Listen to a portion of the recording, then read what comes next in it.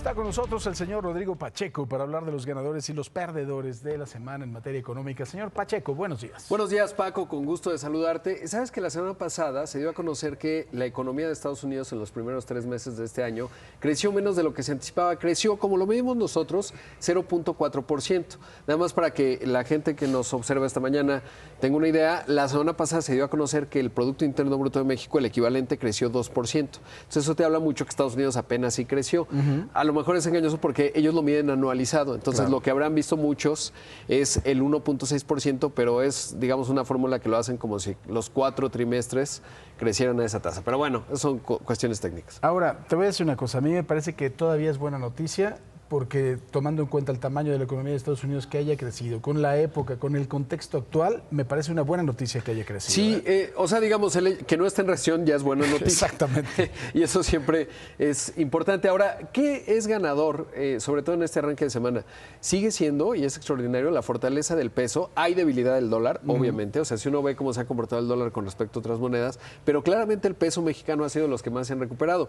Esta mañana está operando abajo de los 17 pesos por dólar. No es un asunto menor, y esto a pesar de que la semana pasada el Banco Central de la Reserva Federal mantuvo la tasa de interés, pero lo interesante fue, y todos pusimos mucha atención en lo que decía su presidente, Jerome Powell, en cuanto a qué estaba pasando con la economía, si esta desaceleración pues era preocupante y entonces ya iban a empezar a bajar las tasas, y dijo, no, es realmente coyuntural, la demanda sigue ahí, entonces pues eso hizo que el dólar se debilitara y el peso nuevamente se fortalece. Eso, como ya lo hemos hablado en otras ocasiones, tiene sus ventajas en términos de la inflación mexicana, que te sale más barato importar algunas cosas, pero obviamente las familias que tienen remesas, los exportadores, pues se hace más complicado competir porque tu producto es más caro. Ahora, ¿cuáles son los perdedores? Pues justamente las exportaciones mexicanas a Estados Unidos ya cayeron 8%.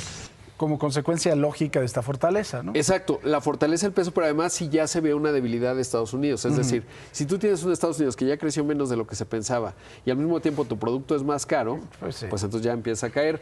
Y las remesas, que es lo que decía, también disminuyeron 3.3% y rompió la racha. ¿Sabes que desde marzo de 2020, con la pandemia, empezaron a crecer? ¿Por qué? Porque el mercado laboral de Estados Unidos se reconfiguró, la gente pues recibía cheques de estímulos, nadie quería trabajar en el sector servicios, los migrantes mexicanos sí querían, y bueno, pues le fue muy bien a las remesas. Desde 63 mil millones de dólares en el año pasado. Es una cosa, es una locura. Más que la inversión extranjera directa, es enorme.